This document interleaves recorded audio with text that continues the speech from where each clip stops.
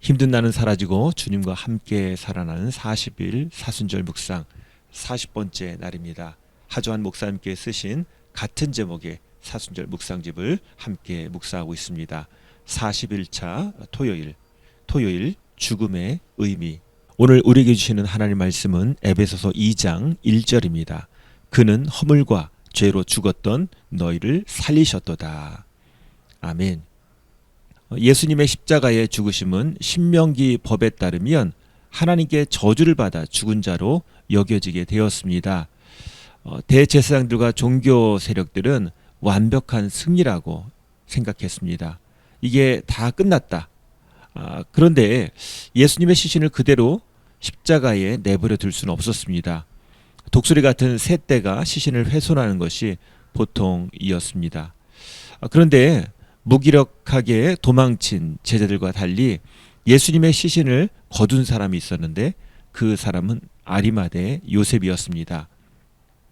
저물었을 때에 아리마대의 부자 요셉이라는 사람이 왔으니 그도 예수의 제자라. 그동안 아리마대 요셉은요, 자신이 주님을 쫓는 제자라는 것을 유대인들에게 숨기고 있었습니다. 두려웠기 때문이지요. 그래서 몰래 예수님을 쫓는 그런 삶을 살았습니다. 하지만 이제 거침없이 빌라도에게 요청합니다.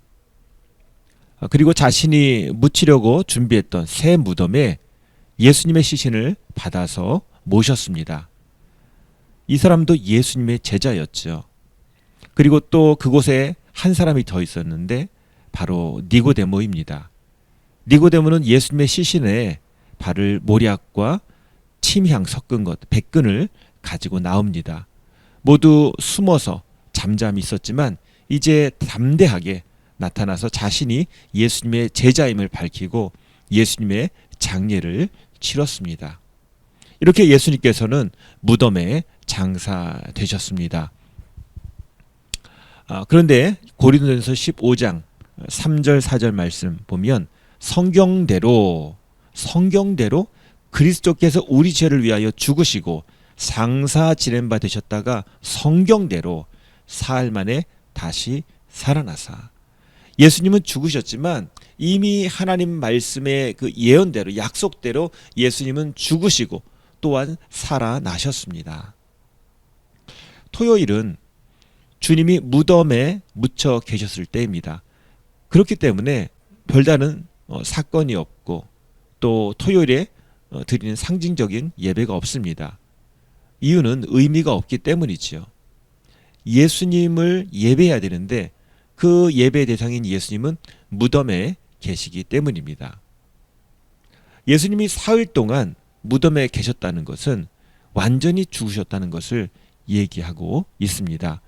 예수님께서 우리 죄를 위해서 실제로 죽으시고 이제 사람들이 보기에는 살아날 가망이 없는 그런 시체로 남아 계신 거지요. 사람들이 맞는 것처럼 보였습니다. 관리들은 비웃어 이르되 저가 남은 구원하였으니 만일 하나님이 택하신 자 그리스도면 자신도 구원할지어다.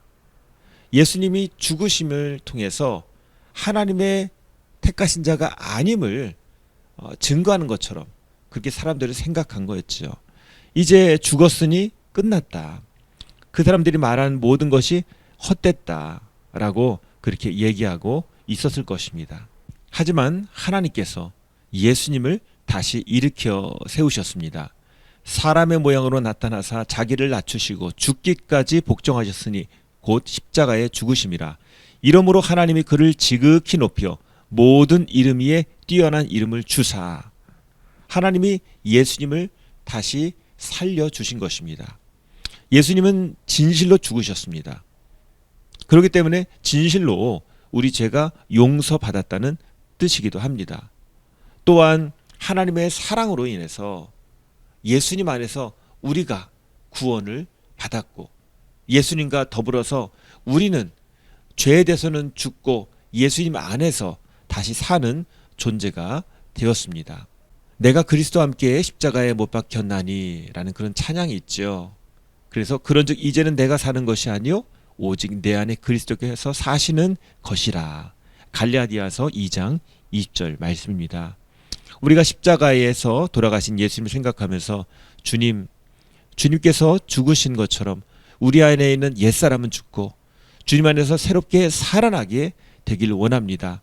예수님 안에서 우리가 믿음으로 새로운 사람으로, 사랑의 사람으로, 의의 사람으로, 말씀의 사람으로 살기를 원합니다. 이런 고백을 해야 하겠습니다. 이 시간에 주님께서 나를 위해서 죽으실 때 나도 그 자리에 같이 죽었음을 인정하고, 또 주님께서 죽으시고 무덤에 들어갈 때 나도 거기에 있음을 인정하고, 또 주님께서 사흘 만에 부활하셨을 때 나도 주님 안에서 다시 살아난 존재가 되었음을 우리가 믿음으로 시인하고, 그렇습니다. 주님, 저를 불쌍히 여기시고 주님의 이름으로 옛사람은 죽게 하시고 주님의 이름으로 이제 새롭게 살게 하여 주옵소서. 이 시간 우리 같이 기도하도록 하겠습니다. 우리를 위해서 죽으시고 무덤에 계신 주님, 물과 피를 다 쏟으시고 우리를 위해서 완전히 죽으신 주님, 그렇기 때문에 완전히 우리의 죄의 문제를 해결하신 주님, 오늘 그 사랑에 감사합니다. 우리 다 같이 부활을 생각하며 또 주님께서 우리를 위해서 온전히 죽으시고 그 모든 사역을 하신 것을 우리 감사하며 같이 기도하도록 하겠습니다. 아버지 하나님 감사합니다. 이제 예수님께서 십자가에 달려 돌아가시고 장사 지내어 이제 자신이 제자임을 드러내는 사람들에 의해서 예수님이 새 무덤에 모셔지고 모든 장례가 끝나게 되었습니다. 이제 예수님께서 홀로 무덤에 계시지만 그것으로 끝난 것이 아니라 하나님께서 일으켜 부활케 하시고 우리 구주로서 십자가와 부활을 완성하신 그런 능력의 주님임을 이제 나타나실 것인데, 오늘 우리가 생각하면서 주님 안에서 죽고 주님 안에서 사는 그런 제자가 되기를 원합니다. 주님 안에서 더욱더 그 보혈을 의지하며 나를 위해서 모든 일을 하신 다 이룬 그 주님의 말씀에 우리가 아멘으로 응답하며 주님 안에서 살기 원합니다. 그리스도 안에서 살기 원합니다. 그렇게 믿음의 고백과 기도를 드리는 저희 되게 하여 주시옵소서. 예수님의 이름으로 기도합니다. 아멘. 이번 주 공동 기도문입니다. 십자가 사랑 기도 중간 같이 기도하시겠습니다. 고난 주간 주님의 십자가를 붙들고 살게 하시고 삶의 고난과 질병이 치유되게 하소서. 나는 죽고 예수로 사는 부활의 능력을 체험하게 하시고 고난 주간 기도로 승리하게 하소서.